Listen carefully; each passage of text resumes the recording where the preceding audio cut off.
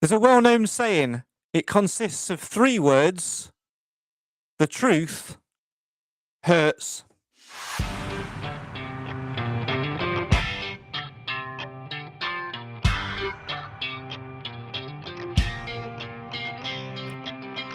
Remember earlier in the season when we did an episode called Truth Bombs? Well, consider this Truth Bombs 2.0.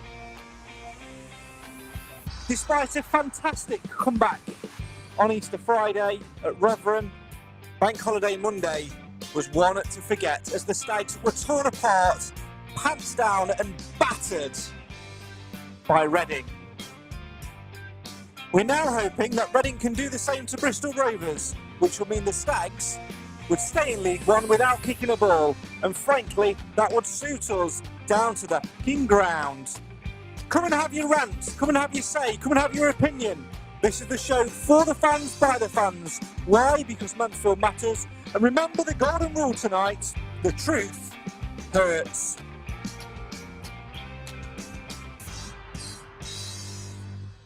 Hello, good evening and welcome to the Mansfield Matters Podcast, the show for the fans, by the fans. Why? Because Mansfield always matters. Thanks so much for joining us this evening. As always, we'd love to hear your views on everything apart from one thing. We'll come on to that in just a minute in the comments this evening. But first, let's say hello and good evening to the 4 fellow staggies who are joining me on this rantcast this evening. They are, good evening to the man who's straightening his shirts up, who now wants to try and become Nick, but in the hockey world. It's Cam Felton. Evening, Cam. Good evening. The man who takes a sip of his tea, puts it down and goes, he ain't ever going to be me, mate. It's Nick of Mansfield Town Shirts fame. Evening, Nick. Hello, Craig. Hello, everyone. The man who joined us late but managed to get there just before the podcast starts, so nobody in the entire world will even know. Evening, Mr. Wilson. Evening, Craig. Good evening, and everybody. Good evening to the man who decided to throw Christy Pym a birthday party today, but then thought better of it because he wouldn't catch it. Evening, Clive. Good evening, Craig. Hello, fellas. Thanks so much for joining us all this evening. Right, as always, I want to put a nice little reminder this evening that the views expressed in this broadcast are solely those of the individuals and not those of Mansfield Matters of a collective. As always, though, you can come and have your say on your team. We want you to do so in the live comments this evening. We're going to come on to today's news in a couple of minutes' time. But first, let's start the ball rolling by talking about something which is or isn't worth talking about, Cam, and that is the football. Oh, my God, we're dreadful, aren't we? Well, we thought that we were brilliant on Friday. Outstanding for the first 15 minutes at Rotherham. Deservedly ahead. Looked fairly solid at the back. And, well, I don't. What can you really say about that capitulation between minutes 15 and minute 65 or 70? God knows what. We were awful for that middle period of the game. We were shocking, and we really got away with one on Friday. Frustrating because it showed what we are actually capable of doing. And I think that's been the running theme since just after Christmas. So, yeah, frustrating. I think what is also frustrating is everyone's differentiating views on the game. I'm not going to lie, I had to mute the group chat on Monday for a while after the game because it was popping up a little bit. And all whilst you were talking there, I could see a man taking a sip of his tea, but steam wasn't coming from that tea. It was coming from underneath his headphones and his ears. And we'll delve into it more a little bit later on. But Nick, you didn't see it in the same way as our Cameron, did you?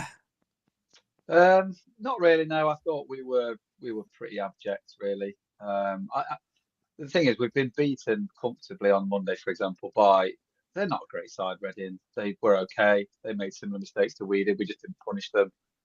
And we got away with one on Friday with a couple of late goals when we stuck Flint up front. And credit to Clough on that one, they couldn't handle him. But for the first 5 minutes okay. After that, we just went back to the usual ramble that we've been served up since Christmas, really. No one really had any pace. We didn't have any outball. We had nothing up front. There was no service. The only time we had something up front was when Flint came on, and it looked like we actually had an idea. Before then, I have no clue what we were trying to achieve or how we were trying to score against a very, very average Rotherham team. For 60 minutes of the game, they passed it round as they ran past us. Credit to Clough for getting the point. The subs made a massive difference, and it got us out of a big hole. But I didn't come out of there thinking, wow, we played well. I came out thinking, wow, I'm glad we got a point, and the other two didn't win either. Yeah, and it's we had to do what we had to do on Friday, and that was to go there and just match what Bristol Rovers and Burton did, and we did that, Clive. But there was definitely an element of luck about it, because I believe that had the goalkeeper not gone down injured for Rotherham on Friday and Flint made it 3-2, I don't think Mansfield would have got back in that game. I think that little break and that little bit of the rocking of the boat to Rotherham, if you like, gave us a little bit of time to regroup and recapture and say we can do this. And who knows, come the end of the campaign, that point could be the one which keeps us in League One. Yeah, I think we deserved the point, but we did have the rub of the green at Rotherham, and it's pretty unusual for us to get that. So I'll take it. I thought our second goal was probably offside, but it wasn't, because it wasn't given. It was a goal. But we had a bit of luck. And I think we can look back at probably 10 games this season when we've missed that bit of luck, when we should have had it. So it's what happens in football. We're not a good side. We are a ragbag bunch of players at the moment, full of half-fit, half-crocked players. And we are struggling to survive at this level. I think we might just do it, but we'll see.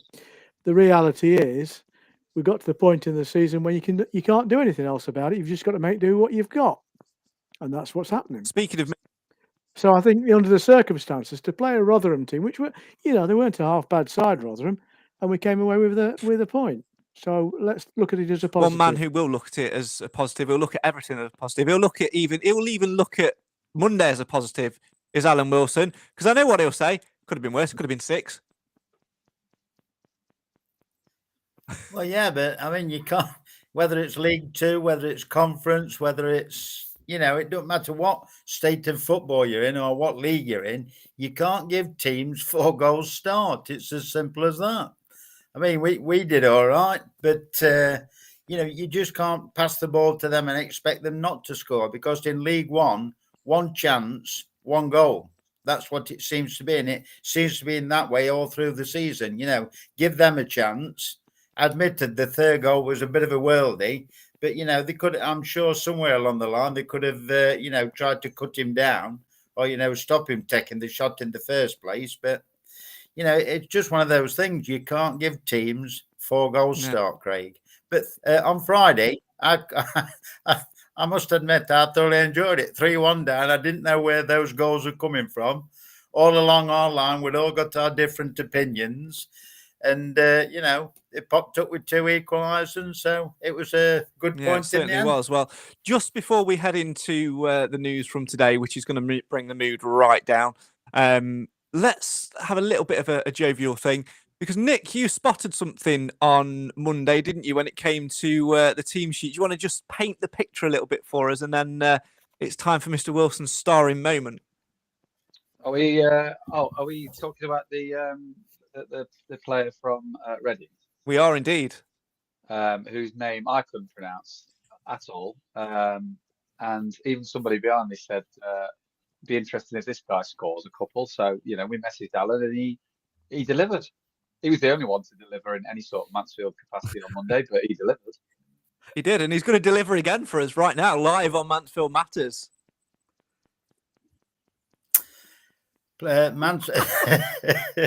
Reading number 9, Kelvin Ehibachiman. Sorry, did you sneeze Very then? good. Did you sneeze then, Al, was it? Kelvin Ehibachiman. That's easy for you to say. And we've got the other one, well, Mbenge. Let's hope, as Cam sticks about with sound effects, badly. Let's hope for our sake that we never sign him, because we've already got Dave. I don't know where else I'm going to go from Dave. I think I've peaked too early. Well, his first name was Kelvin, so we could just call it Kevin. Yeah, Kev. yeah, Kev. Go on, But he Kev. had pace. Kelv, He had pace. There's no Kelv. chance he'll ever be in a Mansfield shirt, at least until he's 35. Yeah, so I did tell Nick you'd get Yeah, you sucked did, though, did. and he did. bit young. Right, let's turn our attention elsewhere then today, because I can already see a few comments coming in. If you haven't seen it, this is the article from Sky News early today. Lucas Akins started a League One game for Mansfield Town just hours after pleading guilty to causing the death of Adrian Daniel by careless or inconsiderate driving. Professional footballer has been jailed for causing the death of a cyclist in a car crash. Mansfield Town forward Lucas Akins crashed into Adrian Daniel in his Mercedes G350 in Huddersfield on the 17th of March 2022 whilst taking his daughter to a piano lesson. Leeds Crown Court heard that Mr. Daniel, 33, suffered catastrophic head injuries and died 10 days later.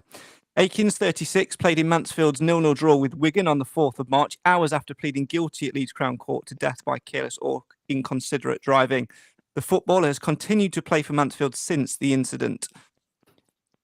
Judge Alex Meany said on Thursday that he had considered imposing a suspended sentence, but had concluded that only an immediate sentence of 14 months imprisonment was appropriate. That is pretty much all we're going to say on it. Obviously, everybody's talking about it on social media. The club have responded with the following statement. Mansfield Town Football Club acknowledges today's decision by Leeds Crown Court concerning Lucas Akins following a tragic road traffic accident in March 2022. Mansfield Town Football Club offers its sincere and deepest condolences to the family of Adrian Daniel at this difficult time, and the club is considering its position with regards to Lucas and will be making no further comment at this stage. And that is exactly what we're going to do as well. It is not our place as human beings to discuss this whatsoever. It's a legal thing. Obviously, the sentence has been given. You've got a number of lives which have been affected by this, and it is not our place, be it on social media, be it on a podcast, be it on a terrace, to discuss the future of Akins as a footballer, the right or wrongs around the whole incident. It's just not for us to discuss. So I ask this of you, at a time where this is everywhere in the news at the moment, every news outlet is picking this up because of the profile of the case and everything surrounding this. All of the families concerned with this will naturally be tempted to look on social media and be sent things by friends and families who perhaps think they're doing the right thing. Don't encourage it. Don't fan those flames. Just let it be and leave it with those people who it needs to be. So any discussion of Lucas Akins tonight, be that a comment or anything like that, we are going to completely ignore. As far as we're concerned, the decision has been made by a court of law, and now it's in the hands of the football club to decide what happens with Lucas as a footballer.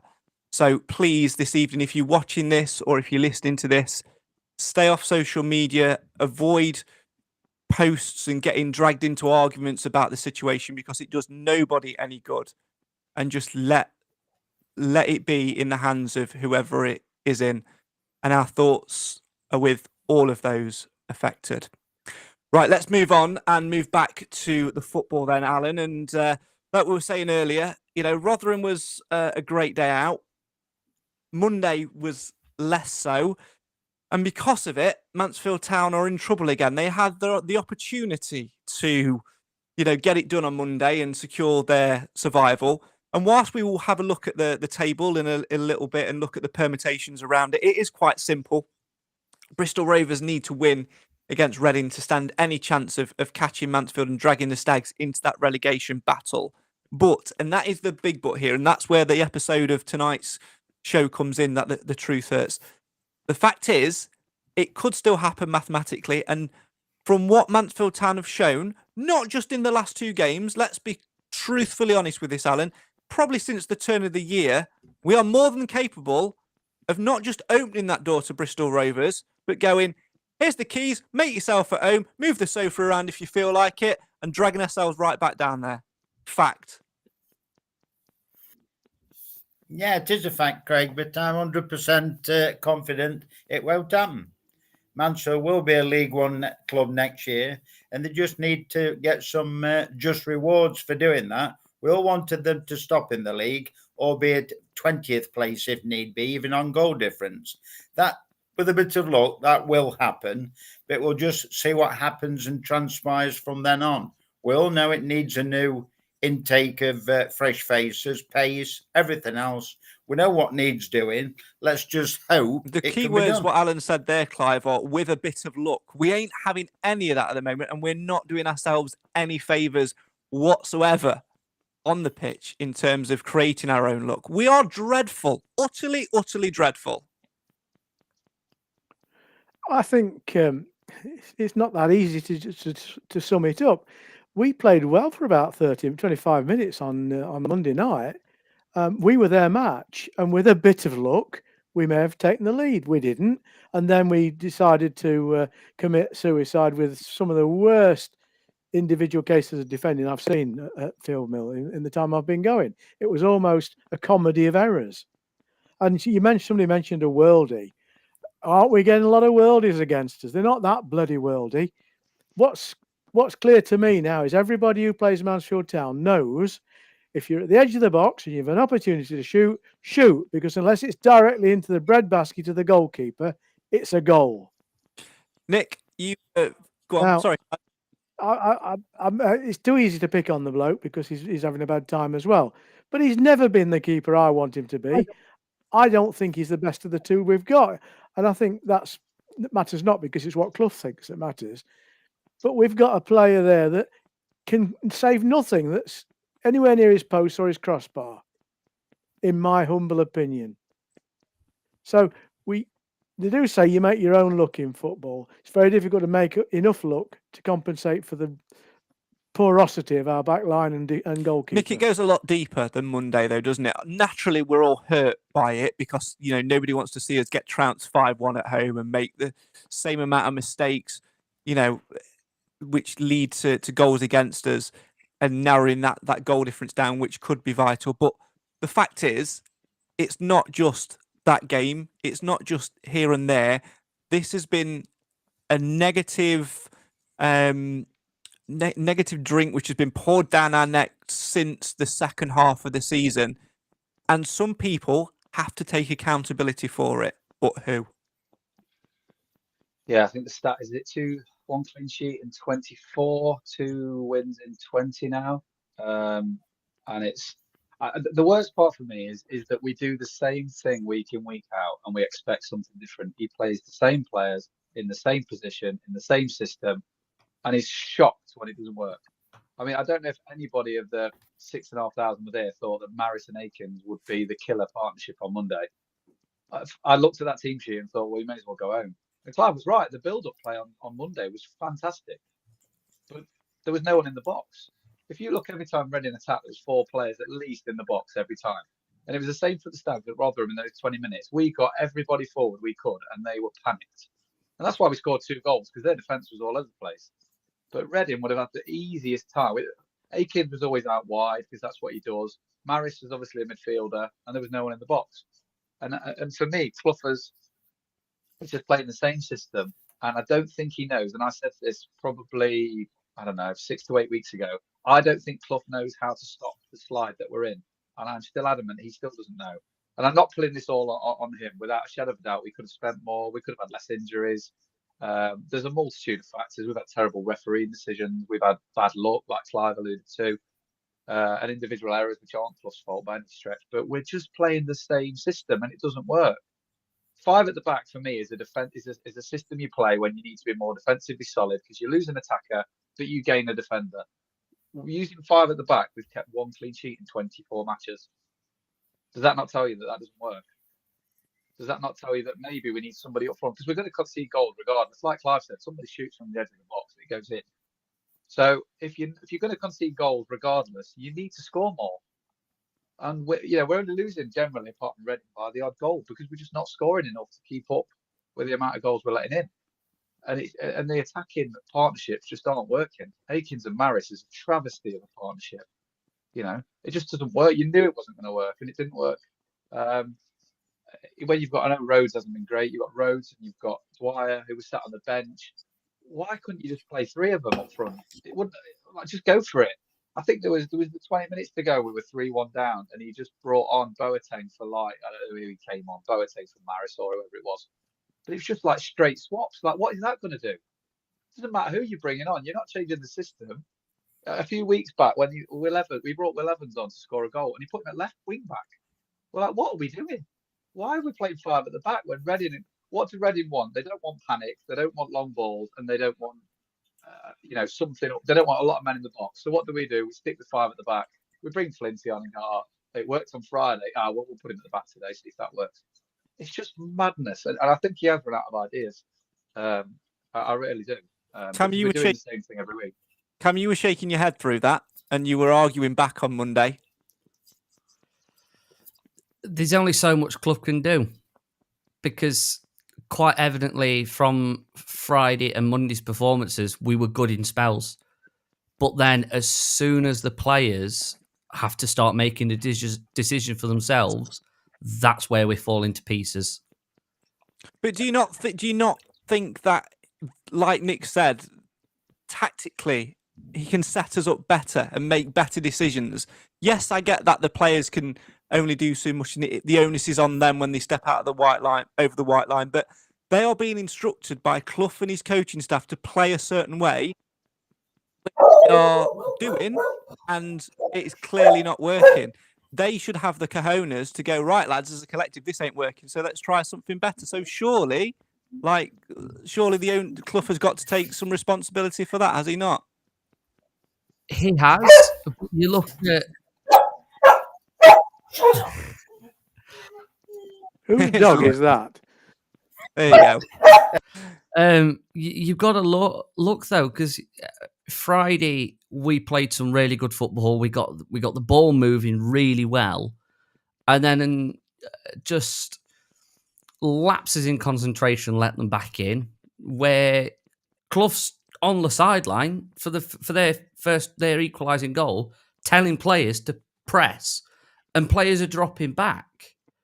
You've got a ball that's come back inside, and the man that was inside, Matty Craig, has followed the man out wide rather than being the man in the middle. Lewis Reed, as captain, should have been stepping forward, even just as defending the ball. Step up to your man, and didn't. Alfie Kilgore for the second goal. Just let his man run and run and run. Bailey Cargill, wrong side of his man. These are not tactical mistakes. These are individual players' mistakes. The third goal, you can blame it on Vickers not having that tactical nous, but you can tell that he's not played football for very long. Any other player would just cleaned through and took the yellow card. It stops the attack. But then you saw the way that we were set up to go at Rotherham towards that end of that second half. We made changes. The changes worked.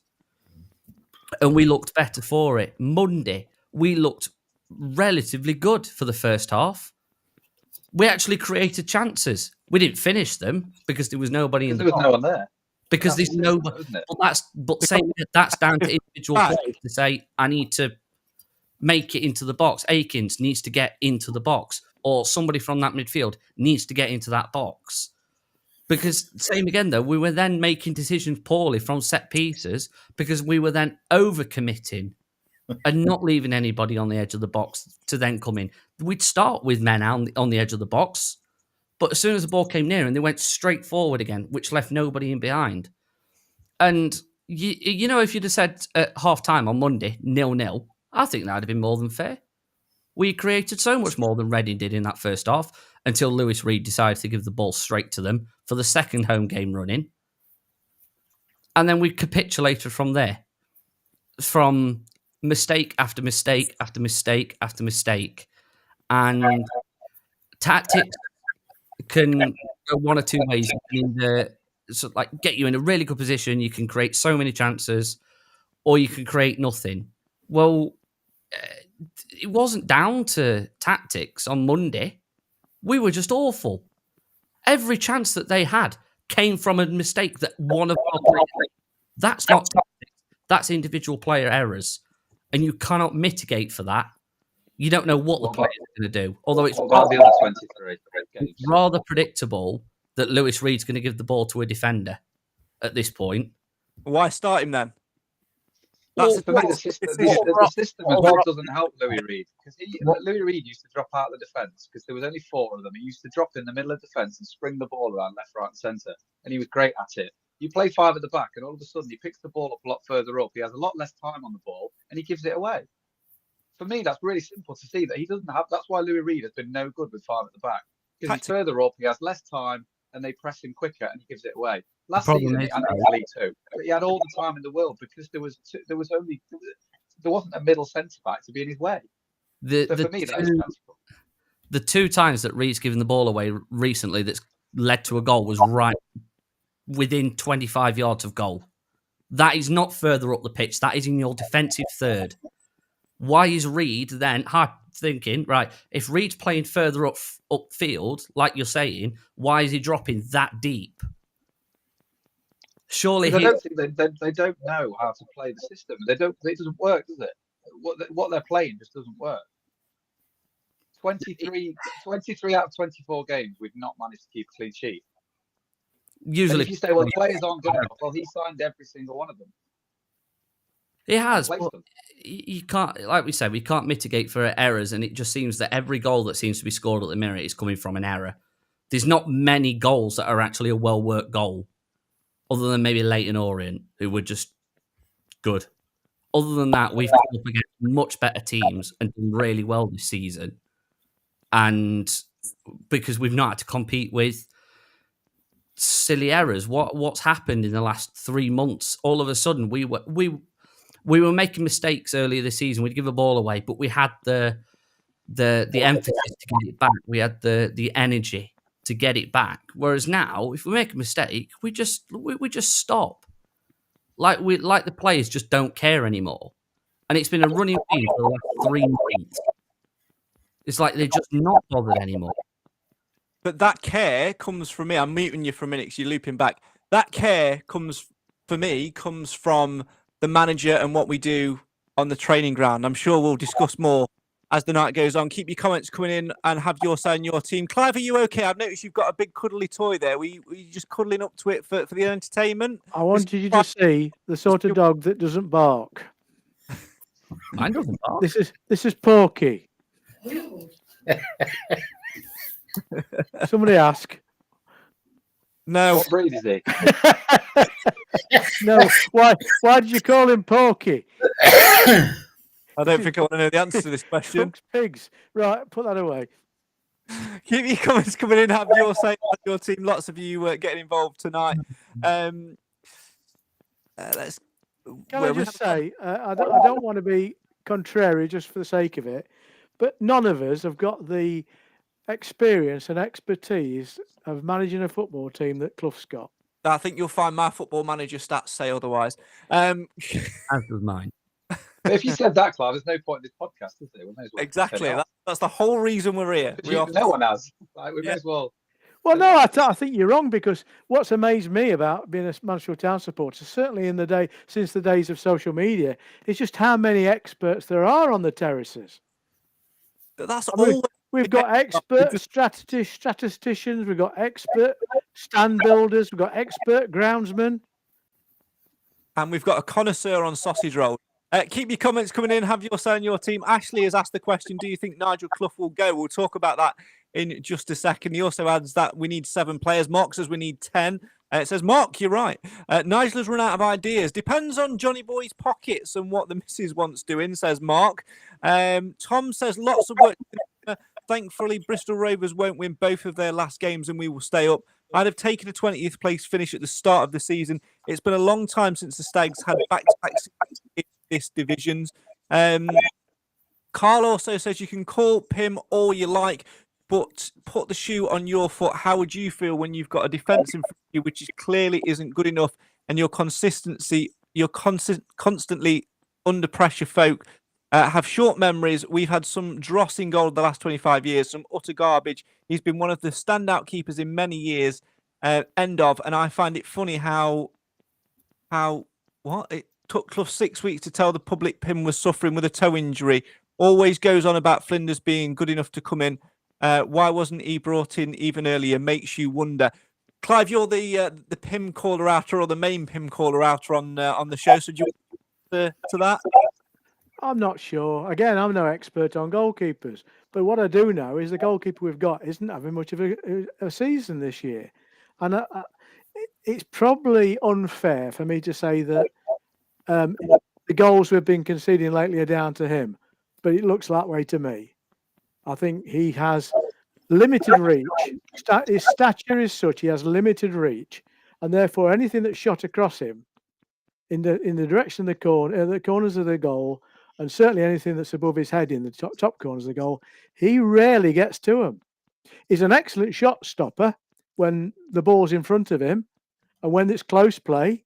In fact, his strength is close play. His weakness, apart from what I've just mentioned, is he doesn't dominate his greater box. And I think that's something that, leaves his defenders a little bit worried, because I don't see any communication between him and his defenders either. And it's all right blaming the defence, and I probably agree with you. The defence are worthy of a lot of criticism, but not to justify the goalkeeper's weaknesses. The goalkeeper should be in control of his defence, not the other way around.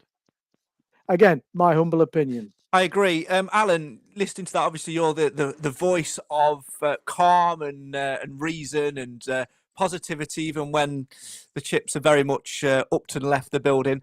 It is easy to blame the goalkeeper when you're shipping goal after goal after goal, but also do we have to look at it in this way that, like me and Nick were saying, tactically, a back five doesn't suit PIM either? Yeah, I would agree with that. I think it's been well documented that when we play four at the back, we do seem to play a lot better. I agree with Nick on the basis about Reed. When he's just in front, he does spray the ball, or he did used to spray the ball about. We seem to get a better, evaluation of what was going off. But he has struggled this year because we've played the five at the back. But if you turn it on its head, if we'd got a striker who could put 20 goals a season in, we wouldn't need to bother so much about the defence, because it would be, in a way, playing like Steve Evans used to play. Providing we score one more than them, it doesn't really matter. It's that what we've missed as well up front, because like we said, for the first 35 minutes on Monday, we looked okay, more than okay, to be fair, but it was just nobody up front. Like Nick said, there were no attacking prowess, if you like, with who you'd got on the bench. But, it's horses for courses. We don't pick the team. Nigel picked what he thought was his team for the day. We worked for 35 minutes. It didn't work after that because four people decided to pass the ball to Rotherham and said, here you go, off you go, enjoy. And that was one of the reasons. If them four things hadn't, I know it sounds daft, but if those four passes hadn't happened, we could still be talking here 1-1 and still be in League One, without worrying about what Bristol Rovers do. It's as simple as that. Mistakes, are costing us. I sensed a little bit of almost a negative dig from Alan there. In terms of... No, certainly not. It's as close as you're going to get, Craig. It's as close as you're going to get. I think I had him on the ropes for a minute. Oh, dear. Yeah, my score prediction.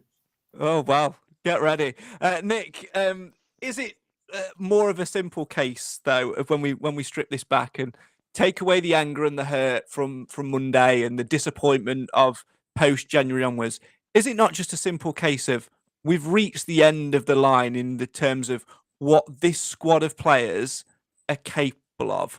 Like, we've been through the motions, we've had the highs, we've had the good times, we've had the memories, but now we've got to that point where we just need to shake hands and say, this ain't working for anyone.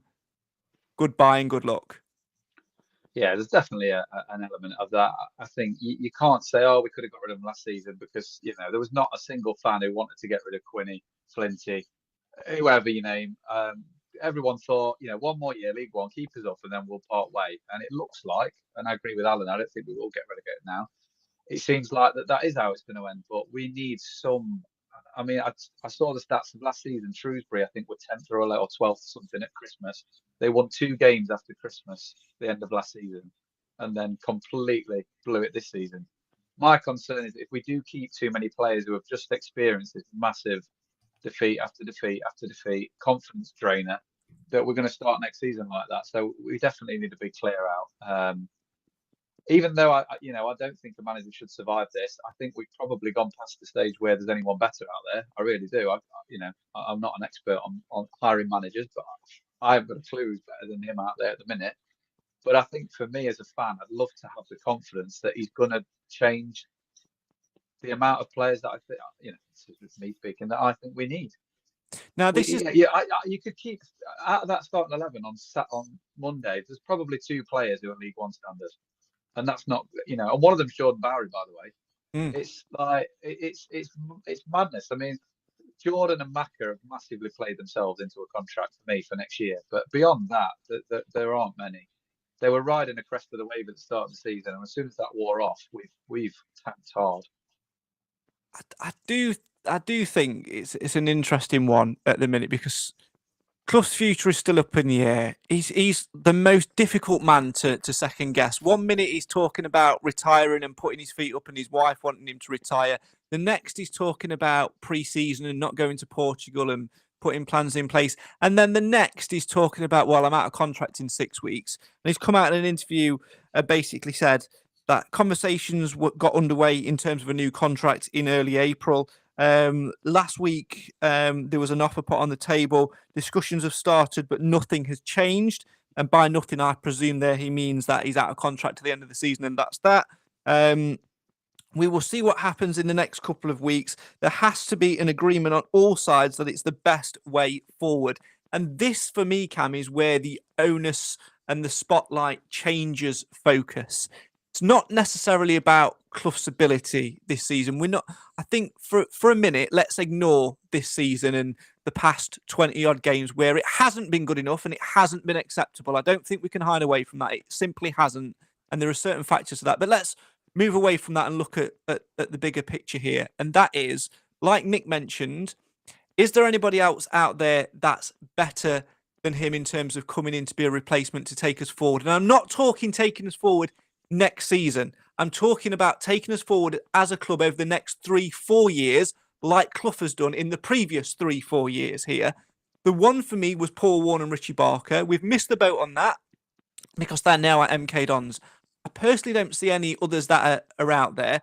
So the spotlight now moves on to the Radfords, and that is whether or not A, they want to keep Clough, and B, as a caveat to that, how much are they willing to invest in the playing squad? Because it is clear this season, it's not a dig at them whatsoever. It is clear that we needed 5-10% more investment when it comes to the playing squad.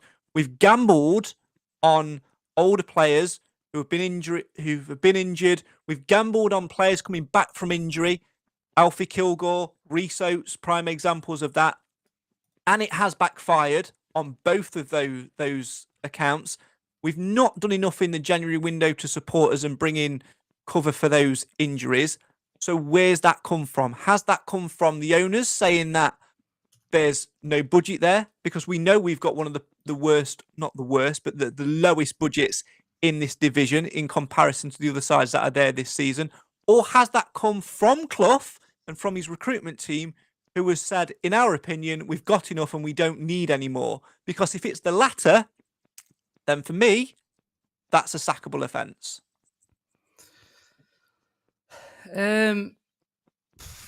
You've got to look at it the other way. How much? This is a comment that came in this is a post that came in the comments earlier. How much are the Radfords going to want to invest if Clough does stay? If Clough stays and we back him for give him another 1-year contract, because that's all he got last year. Even though he just won his promotion, all he got was an extra year. But let's just be clear with that extra year though as well. That wasn't a new contract. That was a trigger to his current contract. Yes, it was an extension. They could have turned around and said, right, well, you've got his promotion. Here's 2 years guaranteed. Anyway, it's then a case of what groundwork have they already started on? Because like you said, Clough has changed his mind every 2 minutes with interviews recently about talking about next season talking about where we're going for pre-season, or already saying that we're not going to Portugal and trying to get this, that, and the other in place. And then next thing you know, on Monday, it's all about he's not there next season because he's out of contract in 6 weeks. Or there just needs to be someone and come out and say that what's happening, because like we kind of alluded to, is like Nick said, that realistically the odds of us actually going down now are very, very slim. It's not mathematical, but it's very slim. So is now the time that we do start to have to build for next season? Do we now say, like, Nigel Clough, before the last game of the season against Exeter, we already say, like, Nigel Clough's going to be leaving at the end of this season, Saturday's his last game?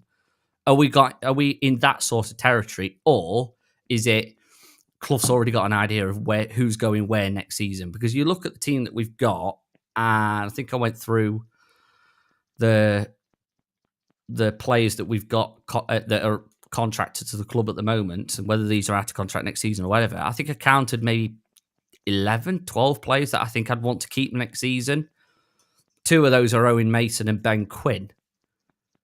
So that it's not many players that I'd want to stick around for next season. I just think we need better, but it's now a case of we need to know what's happening next season now, because players are going to need to be looking for new moves. We also need to be scouting out players already. We don't want to be in a situation like we were last season and DKD going out on the final day and his replacement being Ben Waine.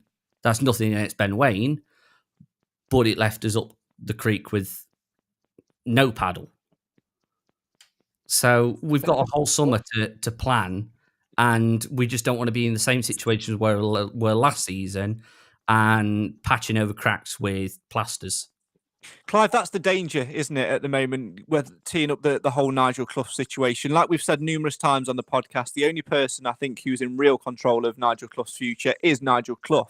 If he wants to stay, he will stay, and that's that. But in terms of our longevity, if we really go with Clough again for next year, and I'm not nailing my colours to a mast either way at the minute, but just playing devil's advocate here. If we were to go for Clough again next season, like Cam said, it would only be another 1-year contract. Therefore, when you're trying to recruit players in the summer, which we have to do, we can't deny that, we have to recruit players in the summer. That is not an attractive proposition when you're a player coming in, because you're thinking he could be gone in 6 months, or he won't be here next season. Now, I don't know whether I want to play for another manager. I want to come and play for him, because he has been the draw for players previously. So what do? What conversations do you have with Clough? Because if we are going to go with him, for me, it has to be for a minimum of another 2 years to rebuild us and to take us forward like he has done previously, almost going back to step one, rebuild the squad. It's a big question. I think there's several aspects to the answer. One is that I don't think Clough's in any danger of getting sacked. I don't think he's ever been in any danger of getting sacked. I think while ever he wants to be manager of Mansfield Town, I think the owners are happy for that to happen. I don't think Clough's motivation has anything to do with personal finance. I get the impression that he's at a stage in his life where he's financially safe. He doesn't need to earn a lot of money. He wants to enjoy what he does. And I think Mansfield's provided him with that. I think it fits into his lifestyle. But also, what you've got to remember, when Clough goes, he takes 3 or 4 other people with him, because his brother's on the payroll. You've got Gary Crosby on the payroll. You've got Andy Garner on the payroll. And probably the couple of guys up at the academy are all there because they're part of Clough's tribe. So when Clough decides to go, and I think what would make him go is if he was unhappy, because why would he stay when he doesn't need to? Then all those people go with him, because any new management team coming in won't want the old guard. So it's a big responsibility for Clough there. He might be at the age of retirement. It doesn't mean the others are. Now, you said, well, players won't sign unless you know what Clough's contract looks like. That's bollocks. At the end of the day, players will go where they get rewarded financially, where their agents tell them to go. So it's about checkbooks at the end of the day. Now, I'm of the impression that there wasn't enough money in the players' budget for this year, to do what we wanted to do. Hence, we ended up doing sort of strange deals with old people and loanees, most of whom have failed us. What is the case is we've got an old team that's injury prone with no pace. Recipe for disaster. We were very fortunate. We banged a few results in early in the season. Without that, we'd have been bottom of this league. Then I think Clough would go because he wouldn't be able to tolerate that. Anyway, again, my humble opinion. Alan, it's interesting because there are so many ways to go with it, but it has to be, I think, done probably before Wednesday night's home game against Peterborough. We'll have a look, obviously, at all the permutations and stuff after the break with everything. Basically, Bristol Rovers need to win, so Reading, come on and pull your fingers out. But Clough has, regardless of this season, regardless of all the question marks we've got over whether it's his decision in terms of player recruitment, whether it's a budgetary thing, whether it's a tactical thing which has led us down this path, he has earned the right to have a proper goodbye, and we've got an opportunity to do this. I've got a sneaking suspicion that we'll hear something on Monday. What's your thoughts once we know the situation with relegation? I'm not sure about that, Craig, to be honest. I would agree. I don't know. I think it was Clive that said about the only person who can decide is Nigel.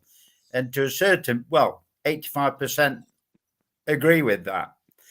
Now, at the end of the day, Nigel will be talking, like is already alluded to, talking with John and Carolyn and the rest of the board about contracts and his contract, probably the length of it, maybe just a year and maybe a roll on if he wants it. I think he told it, like a lot of people have said in the comments and we've stated in the past, it's the budget, isn't it? Bishop Street looks as though it's sorted now, with Sid and everybody else. When the season starts, that'll look nice. That's sorted. So now we can concentrate on the budget. And if the budget's there for Nigel, because, don't forget, there's a lot of players that do come to Mansfield because of Nigel Clough. His name, his, demeanour, how he is, how he looks after players. You can't discount that. But I think at the end of the day, they've got to get around the table, which they already are doing by the sound of things. And at the end of the day, if it's right for Nigel, budget-wise or whatever they come up with, if the length of his contract, if he decides that's okay with him, I think that's how it'll go. But until that time, until they agree, like you said today, everybody's got to be in agreement. I don't think we'll get to know. Big question coming after the break here on the Mansfield Matters podcast. Come and have your say on your team if you wish to do so in the live feed. We'd love to hear from you this evening. Let us know what you want next season. Do you want Nigel Clough to be in the dugout? Do you want to have a 2-game goodbye? Do you want to see some change? What do you want to see for the future? We're going to be asking the big question of our panel after the break, plus taking a look at the permutations for Saturday and the remainder of the season, and looking elsewhere, because believe it or not, there has been some positive news this week. Come on, the under-23s. We're right back here on the Mansfield Matters podcast. It's the show for the fans, by the fans. Why? Because Mansfield always matters.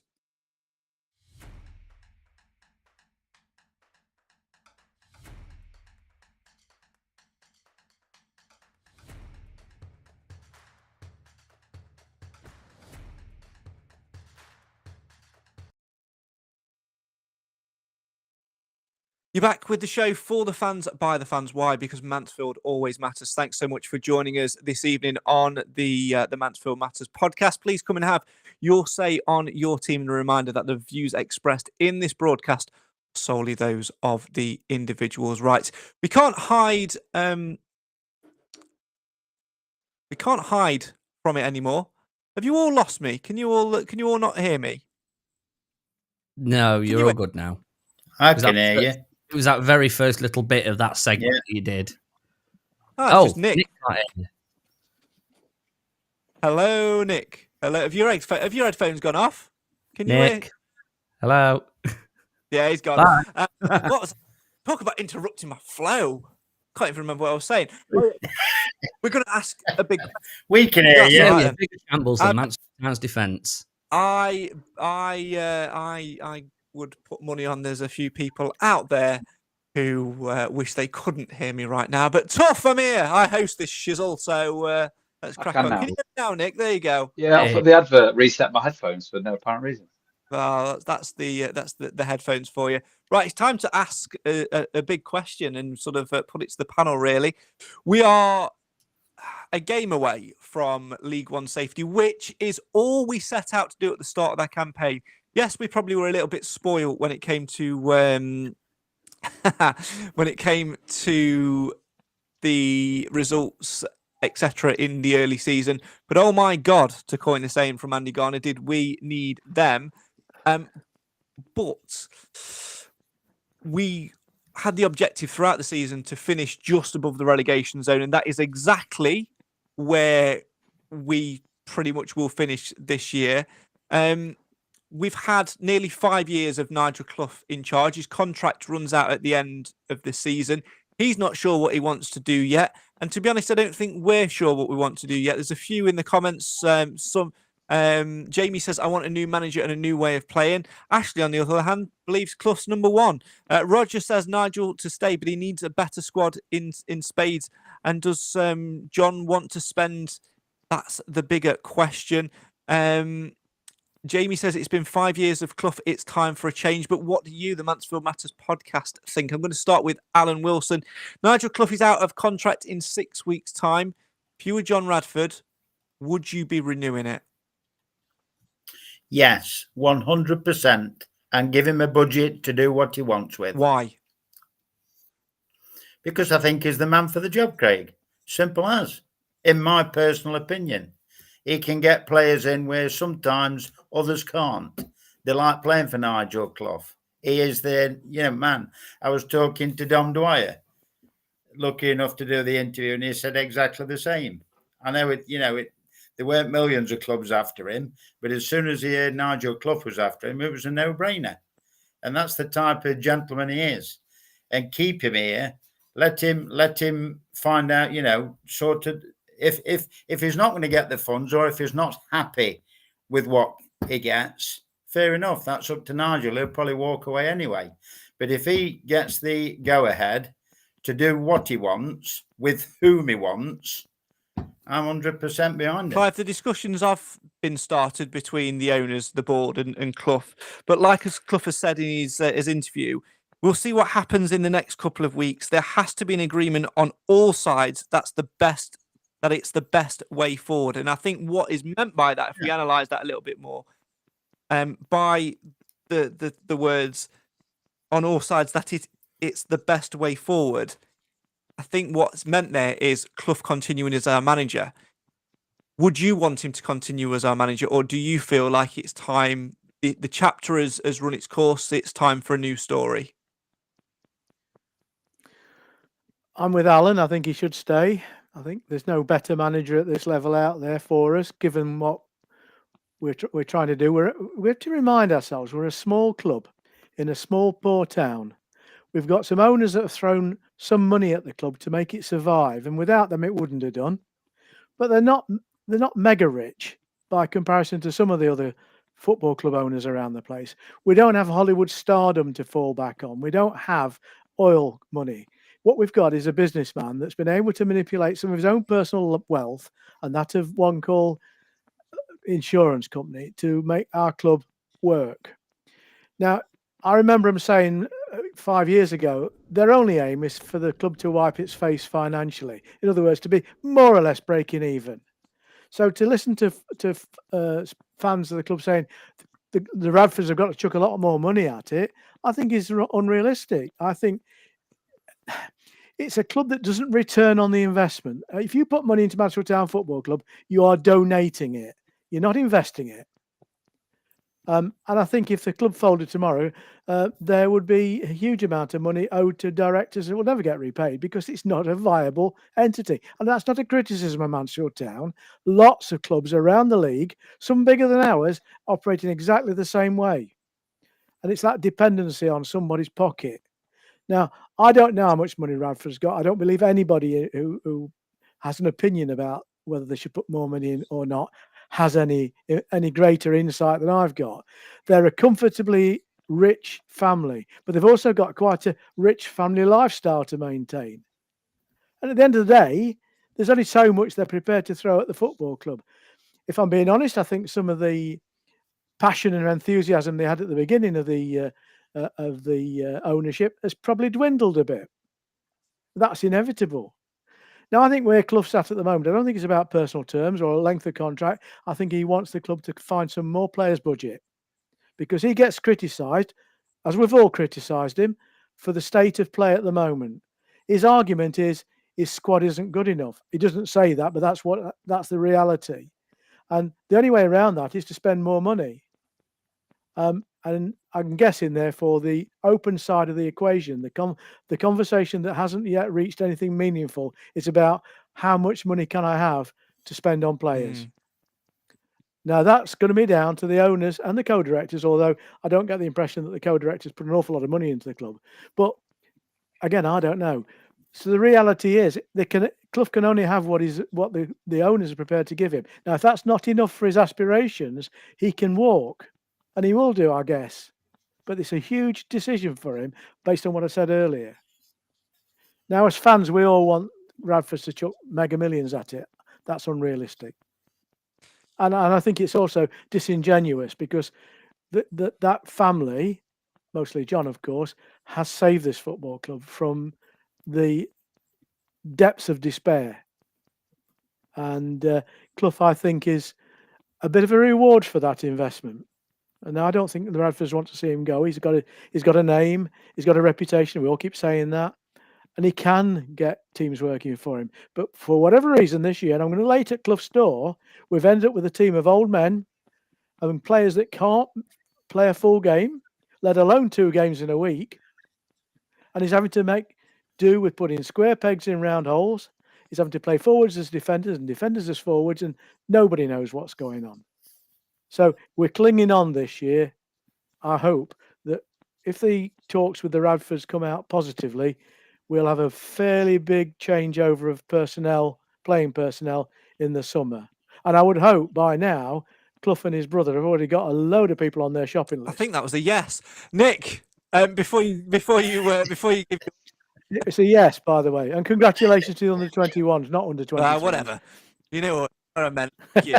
Do you know what, Clive? I'm not putting up with that for you. Garth, do one. Yeah. Get out and do one. Let's go. Back, Clive. Right. Before we continue, before we get Nick's view, because we're all going to have our say on it, because that's exactly why we're here. I just want to say, whilst we encourage you to have your say on your team in the comments, this is a safe space. It's supposed to be a happy space. It's supposed to be a space where you have a bit of banter and have a chat. Not full-blown arguments and threatening each other and getting snipey. If I see any of that, I will block you from the chat, and you won't be able to, and I'll block you from the page as well. This is our version of the pub. Nobody should be calling each other and having a go at each other. It's just opinions that we want and conversations, not threats. If I see any of that, you'll be gone. End of. Right, Nick.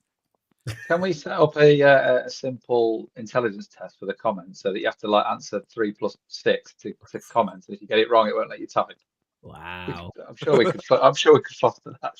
Wow. On that note of threatening people, in the first time in 26 years ago, the first time in 26 years, someone offered me a fight in the car park in the Quarry Lane on Monday, because I dared to say that the team were utterly useless. I mean, they are, but still. But they are useless, and I will happily say yes, I told them, because they were useless. Nick, I think the intelligence test of counting, adding numbers together, you could work with some of our fans. You could work with 6 + 6, because then they could use all their fingers. Very good. Anyway, moving on. Moving swiftly on before we lose. Moving swiftly on before we lose them all. Sorry. Right, answer your question. Hang on. Clive, we've had 8 series of this podcast. We've continued through thick and thin. What we don't do is alienate our own fans. Come on. We're not quitting yet. Nick. Unlike others. Nick. Oh, that's topical, Cam. So the answer to the question, if I was John Radford, would I sign Nigel Clough? Yes. He's a safe pair of hands. He causes 0 controversy. He doesn't moan about anything. He'll sign some nice cheap players. So yes, I would. Would the thing if it was me now? I think we've covered it earlier. We've kind of missed the boat, and I honestly, I don't see anybody better than Clough, and that's my worry. But if I was John, I would be absolutely adamant. And I know it's bordering on meddling with the team, but if he thinks we need 6 new players, he is on a different planet. Like he is seriously on the wrong side of Earth, because we need way more than 6 players. So from a personal opinion, if he's not going to rehaul the squad or doesn't think this squad needs a rehaul, then he needs to go, because that's just ludicrous. They're clearly 80% of them aren't good enough. If he's going to do that big overhaul that's needed, then fair play to him. Then yeah, I don't see any better options out there. I think Paul Ward was the one, and the Richie Barker connection as well. I think that would have worked. But you look at all the other managerial merry-go-rounds elsewhere, and they don't really do any better, do they? There's the odd one here and there, but I think that the thing for Clough, as much as he is completely to blame for a lot of the second half of the season, he's someone you can be proud of, isn't he? That's the thing. He's someone who you look at and you think, I like him being in the dugout, despite god-awful team selections and formations and strange interviews where he must have said we played well against Lincoln 50 times and we were awful. But who do you replace him with that's better? At the minute, I'm struggling to find anybody. So if there was an outstanding candidate, I'd say yes, go. But I don't think there is. And would I be extremely disappointed if he's there in the dugout? No. But would I be extremely disappointed if we've still got, a lot of the players we've got now? Then I think I'd be extremely underwhelmed and worried. But if he's going to do a Clough masterclass and change the squad completely, then, I'm all for it. Does that answer the question? I think that was a maybe. I think that goes in the caveats. There's caveats, isn't there? Yeah, always caveats. I think that was a yes with a Trump tariff. It was. There was a bit of Trump coming out the end of there, Clive. Yeah, you're right. Yeah, definitely was. Talking of massive farts, Cam. Oh, great. First and foremost, ignore Ashley in the comments. That's an awful suggestion. Notts County play much worse football than we do. Somehow. Awful. Honestly, I might get shot in the foot here. Oh, please be face. You listen to the BBC Radio Nottingham show that me and Craig and Alan go on sometimes, and the way that their fans talk about the way they play football, I genuinely don't. I genuinely might just. Can I just interject and say I only went on that show because you couldn't be asked to turn up one week? I don't know what program he's talking about. Never heard of it. I only listen to this. Wow. Okay. Anyway, no, that's awful. But I think Nigel's definitely the man for the job. But I think the answer lies elsewhere, and I think it's something that we've always thought and always sort of like considered that we do need some serious investment when it comes to the playing staff, because we've got players that quite clearly are good enough, or players that have shown that they can make that step up. Jordan Bowery, nobody thought that we'd see this levels of ability from Jordan Bowery in League One. I think Stephen McLaughlin has surprised a lot of people, making that step up as well. Amazing what happens when we keep him fit. Elliot Hewitt's another one who's done really well. But then you look at it the other way. We were absolutely fantastic until just after Christmas.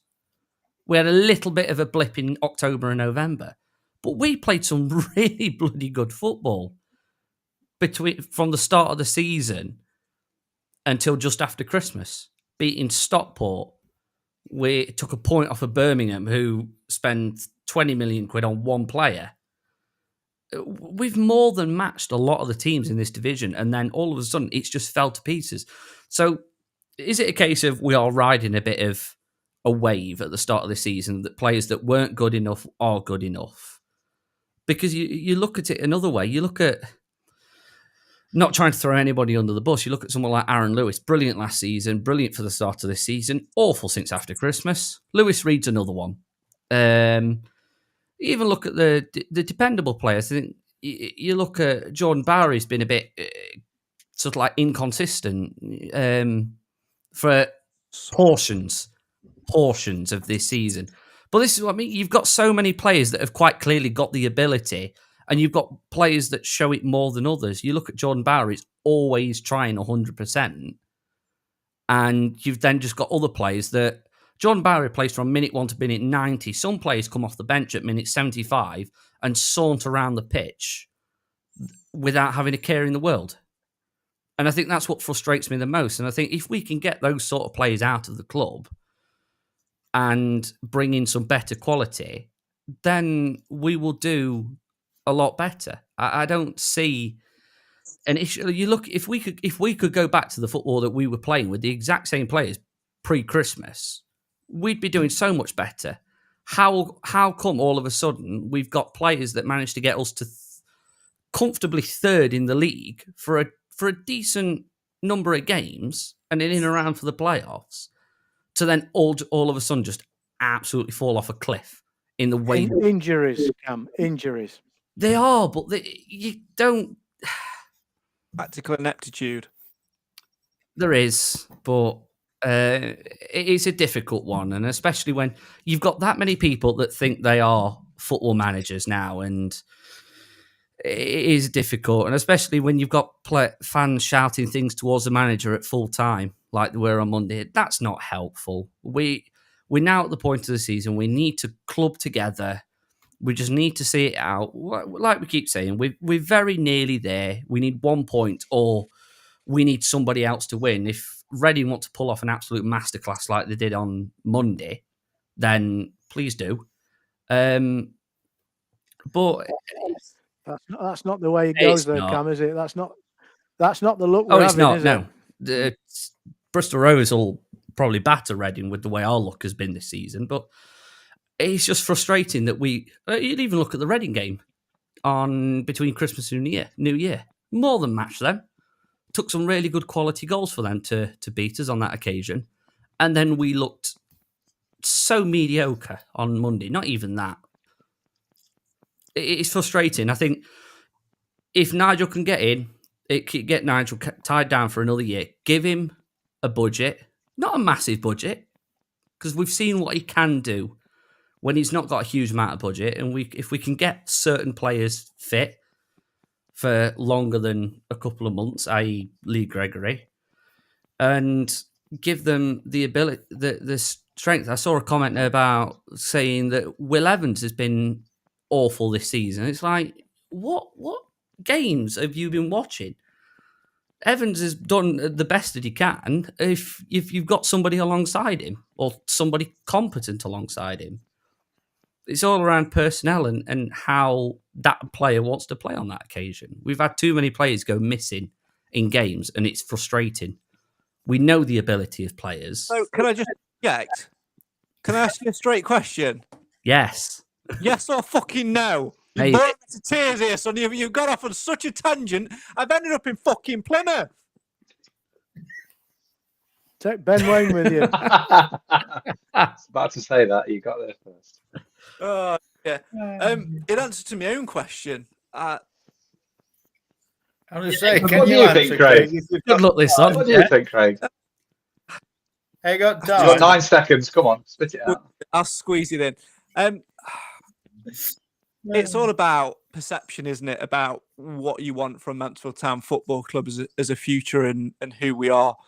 I agree with Nick that we missed the boat earlier this season. When Paul Warne, Richie Barker, Matt Hamshaw were available, they, in terms of the way that they operate football-wise and recruitment-wise and budget-wise, they would have been the perfect fit for me in terms of taking that next step, keeping us up and turning us into a team which can challenge for mid-table, and then with a little bit of investment which would have been generated through off-the-pitch revenue, which of course is the aim, being self-sufficient, they would have perhaps pushed us there in 2 to 3 to 4 years' time, which I don't personally believe Clough will do.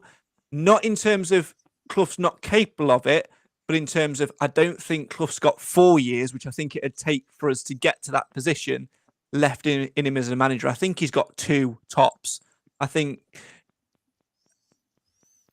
looking at what we went through in terms of results-wise and everything, any other manager in that run would have been sacked without a shadow of a doubt and have been sacked for less.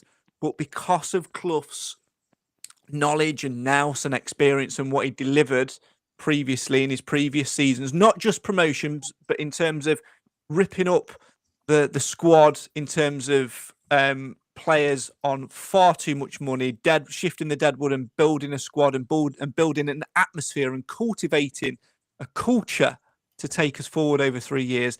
That earned him the right to stay and fight, and that's exactly what he's been given. But because of that, we have missed the boat, in my opinion, on where we can go for the next 4 to 5 years.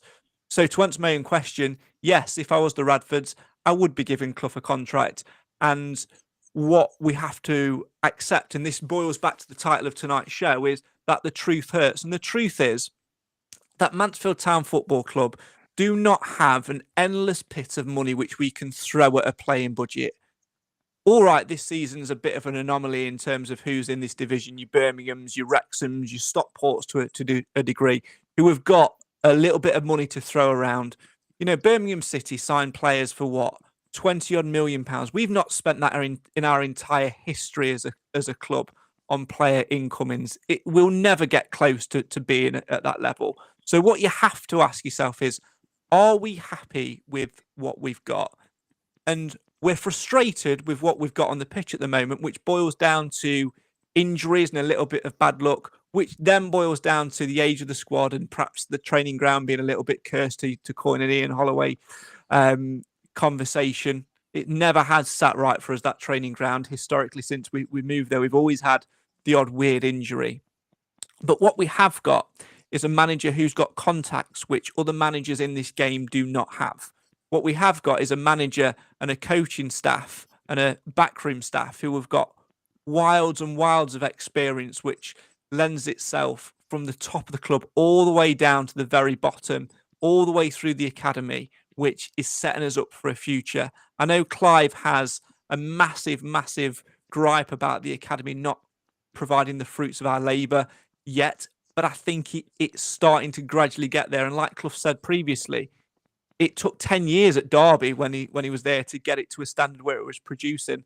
And that was long after he'd left the club. So for me, we keep him. We give him another. I'd like to see him given another 2 years. I don't think he will. I think he'll go with a year's option. We do overhaul the squad. We option some that we've already got. But what we do is we are careful in our selection of who we look to bring in. We accept that it'll be free transfers, and we accept that it will be another fight next season. But and this is where Clough has to be a little bit less Clough. And by that, I mean less stubborn in the way he approaches things. He's got to be open to giving those academy players who are on the fringes an opportunity to shine. He's got to be less stubborn when it comes to changing the tactics, because we have got the players available to be playing 4-3-3 or 4-4-2 diamond. We have got players with quality who, in my opinion, aren't injured or aren't lacking match fitness. There's just a reason that we won't play them, and I think that comes down to a little bit of manager conflict. And he'd rather put square pegs in round holes when it comes to, playing a centre back up front and playing a former centre forward at centre back. So we just have to accept that that's the way it is. And next season, with survival, will be very, very different indeed. It will be a division in which we won't be as competitive as this year, because there's no high hitters in terms of, your Birminghams, etc. None of the teams that are coming down are going to be a side, sides which are going to compete like Birmingham have. None of the sides coming up are going to do what Wrexham have done. So it'll be a much more open division. And if we can get the start we've had with a few new players in, including some coming through the academy, we can get to a good place. And I think it's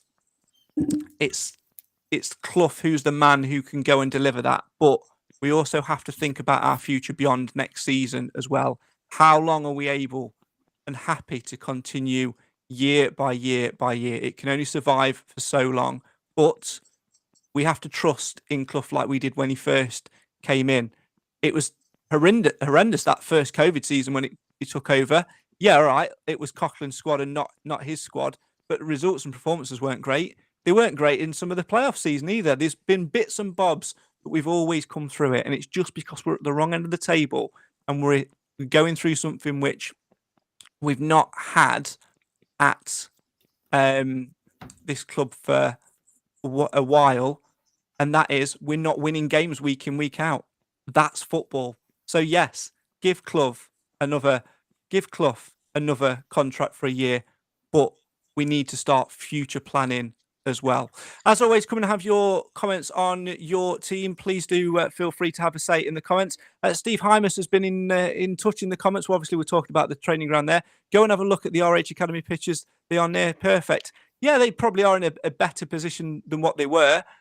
And you obviously are seeing the results of that with the academy now coming through and winning games and the training ground and things like that. But we still have historically picked up injuries, and whether or not that's the training ground or has anything to do with that, who knows? But that's us as supporters, as we're entitled to do, putting 2 and 2 together, maybe getting 5. That's the whole point of us having these discussions. Let's talk about the positives, though, of the academy, Nick, and that is that the under-20 Watsits, I'm not going to put a number on it because it changes from post to post, won the Central League Cup in the week at Huddersfield. Richard Cooper and his staff there, Carpy, etc., doing a superb job there, and it was great to see some success yielded from that. Let's hope it can be blood into the first team, eh? Yeah, I would agree. And also, I think you were right, Craig, because if you are under 21, then you're definitely under 23, aren't you? So, call them what they like. Is there a In that case, it's the under 17. It is, absolutely. Well, not the first team, not. You can't throw that at the first team. Yeah, that's us. Me and Alan can play. Yeah. Well, actually, I can't. Yeah, it's a fantastic, and it shows we do massively overreach with the youth team. Call them what you want, the youth teams. Absolutely, we do. They constantly beat teams who have a far better standing in football world than we do. And credit to the team who have clearly worked hard with them some of them from a younger age. I didn't see the full lineup, but I saw McDonald was there, and I saw Mason was there as well. I don't think any other one else from the first team played. Quinn Junior.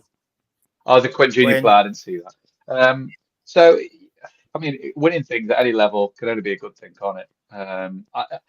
I'd love to see some of them. I think what somebody put in the comments is right. At League One level, it's really, really difficult to blood these players. And as a Mansfield fan of the length of time we all have been, Mansfield are always involved in either at the top or the bottom, certainly recently. So it's very difficult when you're fighting for something to blood some of these players. And what I think Clive said previously is right, that that they haven't been good enough, so they're not in the team, and Clough kind of alluded to that. But yeah, it's fantastic, brilliant that they've won something. They've gone away from home and won it as well at their home ground. And it'd be absolutely lovely to see them, because you can count on your hand players that have come from the youth team in the last 10 years, even longer, 15 years. Before we got relegated, late 2000s, we had quite a lot. You look at Bucco, Baptiste, and there was a few that didn't make it. We got relegated and they all disappeared. It'd be really nice to see the odd one or two playing from the bench. I mean, I haven't seen anything of Abdullah. I know he got injured, didn't he, last season? He had a bad injury, or was it this season? I can't remember, but he looks like an instinctive finisher whenever I've seen him play. He was just starting to get a sort of fringe of the first team place, wasn't he? And then all of a sudden he's gone. So I'd love to see some of those players involved, but it's very difficult at League One. Yeah, certainly is. Right, Can I just say something? I think we should publicly apologise for interrupting the Ashley Partridge show. Like I said earlier, I can't be asked. Just whatever. Right. Before we move on to podcast predictions, let's just have a quick look at Reading to the rescue. So obviously the Stags themselves are shit at the minute and can't win to save their lives. So we need a little bit of help from elsewhere. Now, Bristol Rovers against Reading on Saturday, 12:30 kickoff. So we'll all be glued to our phones for that one. Bristol Rovers need to win to keep the relegation battle alive and put our destiny back in our hands. Victory for Rovers takes them to 46 points, 2 points behind us, with 3 games left to play for us. The Stags would then need just 2 points from their final 3 games to be mathematically safe. So should the Stags fail to gain any more points from their final 3 games, which, let's be honest, it could fucking happen, and Bristol Rovers win their last 2, Rovers would finish on 49, 1 point ahead of us, and then it'd all be all eyes on Burton. However, a draw for Bristol Rovers or defeat against Reading would confirm our League One status. As a draw, they'd be 4 points behind with only 3 points left to play for. So put simply, come on, Reading. Let's do to Bristol Rovers what you did to us, and that is have our pants down and send us home thoroughly embarrassed. And with that, we turn our attention to another embarrassment. No, it's not Cam's life. It's this. Wow.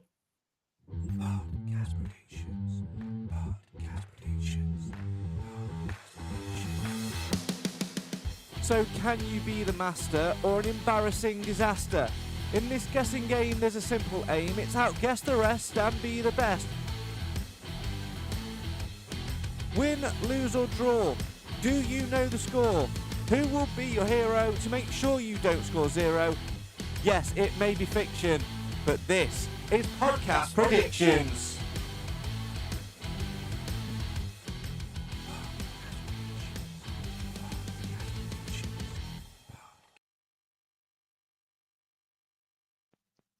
Right, with podcast predictions in mind, there are 3 games left for the Stags, so I'm going to do a quick rundown of the current top 10 after a double points bank holiday weekend. In 10th place on 323 points, it's Kiwi Stag. In 9th, it's Kathy Holmes on 326. And then in joint 8th, it's our current reigning champion Fathead, along with Keeley of Her Game 2 fame on 330.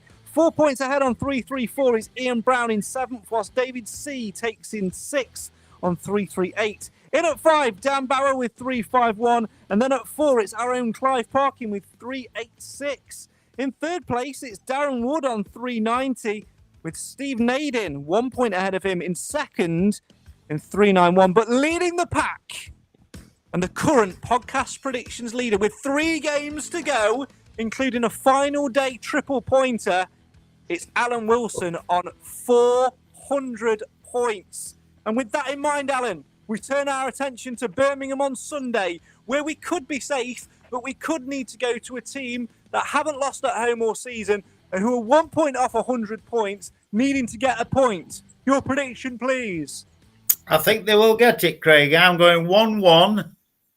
Maris. Clive, over to you. Well, I agree with Alan on the 1. I think we will score a goal. But I'm going to go Birmingham 4, Mansfield 1. And I think Reed owes us a good game, so I'm going Nick. to Reed. I think Mansfield will double that tally of Clive's, and I think they will score 2, but I think Birmingham will score 6. So I'm going to go for 6-2. And I am going to go for... No, now you see, that's why I'm not top, Clive, because I keep doing that. I'm not doing it. Although I have noticed that Alan's positive predictions is put on top of the table, so maybe me saying lose every week is not a good idea. I'm going to go Maris. Cam, over to you. 1-0 Stags win. Ooh. You are mad. No. No, dude. I think Christie. Elliot Hewitt. Oof, the Crocs, man. Let's be honest. Birmingham needs a point to get 100 points. They haven't lost at home all season. Come on, Craig.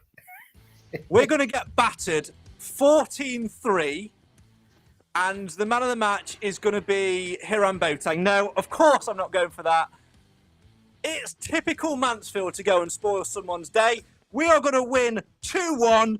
And I'm going to select Christy O'Pim as my player. Ooh. to make sure. When you say that Mansfield normally spoils somebody's day, it's usually ours, isn't it? Yes, it is. I agree wholeheartedly, but come on, we've had a lot of negatives on tonight's show. We've had a lot of arguments in the cup. It's peace and love, man. Peace and love. Got to go for the W. Got to go for the W. And, that we're going to score 2 and they're going to score 1. As always, if you want to get involved in podcast predictions, you can do so via the link in the description. It's not too late. If you've not played all season, you can still win the whole thing. That's what Triple Points will do for you on the final day of the season. Perhaps something else will slot in there as well. More to be confirmed, maybe.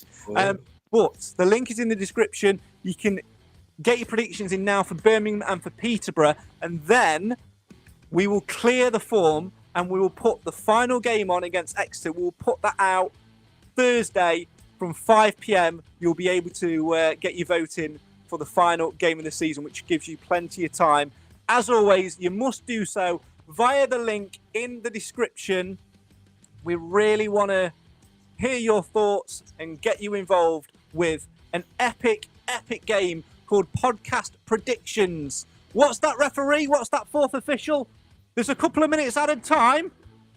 Okay.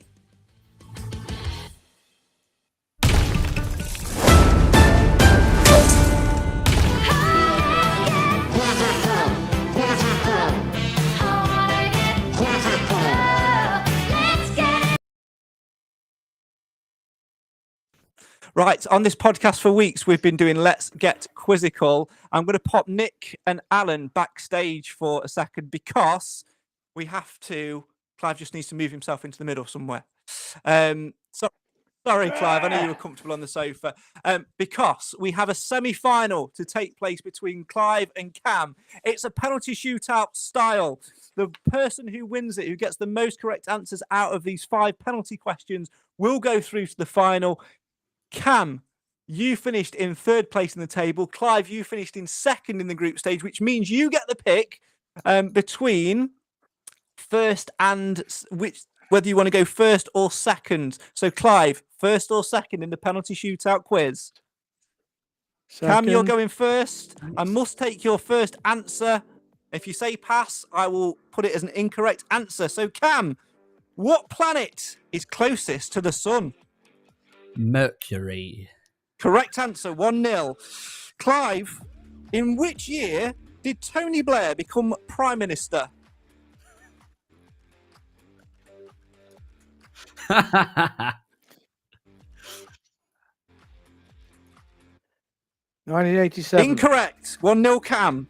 Cam, in 2024, who presented the ITV revival of the darts quiz Bullseye? Freddie Flintoff. Correct. 2-0. Clive, to make it 2-1. Which country won Eurovision 2024? Finland. Incorrect. 2-0 Cam.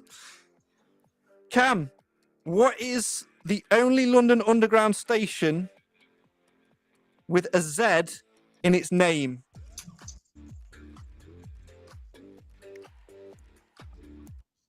Bond Street.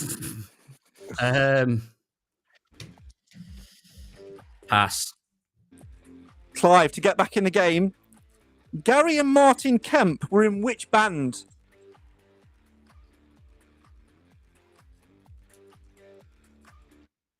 Can't remember. Do you have a guess? No. Oh, it's still... I do know, It's but I still- can't remember. It's An still agency. 2-0 Cam. And the correct answer was Spandau Ballet. Cam, Go. to win, I think. Yeah, to win. Done me maths. What is the name of the tower block where Del and Rodney Trotter lived in Only Fools and Horses? Mandela House. Incorrect. Oh. The correct answer was Nelson Mandela House. Got to be a stickler, got to be the right answer. So, Clive, to get back in the game, you need to get this right. Earlier this year, the 4th instalment of the Bridget Jones franchise hit the cinema. What was it called? Bridget Jones and the flag up her arsehole.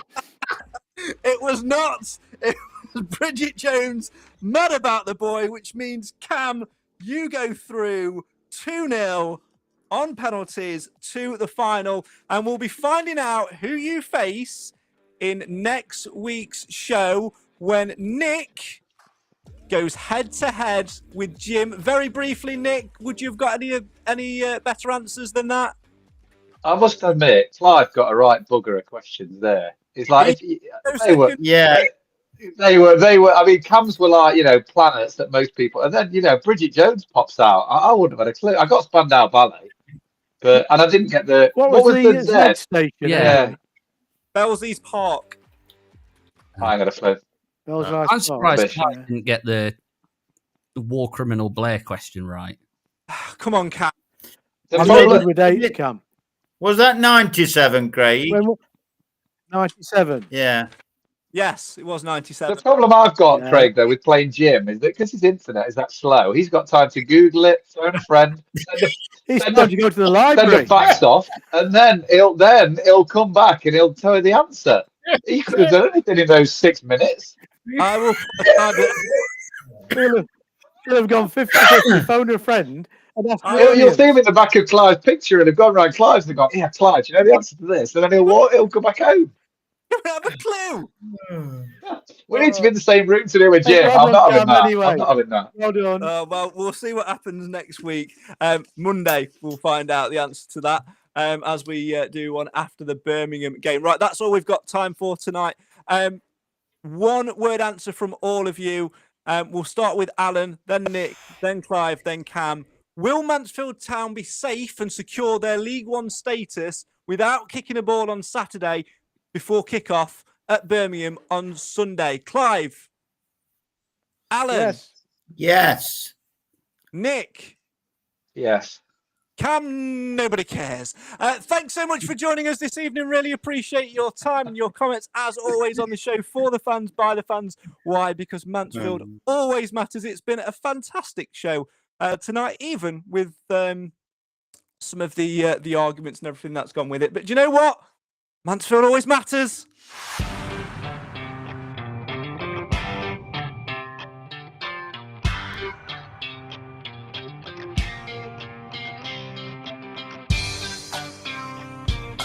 I did warn you that the truth hurts.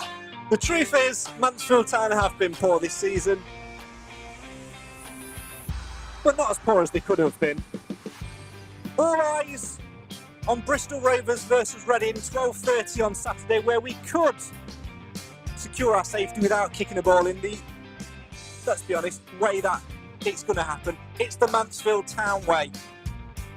Win, lose or draw, regardless of your opinion on the manager, etc., we all stick together, quite simply, because Mansfield matters.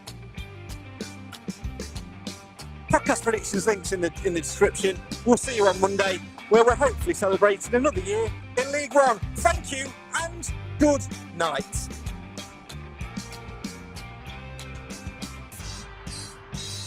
Oh my God.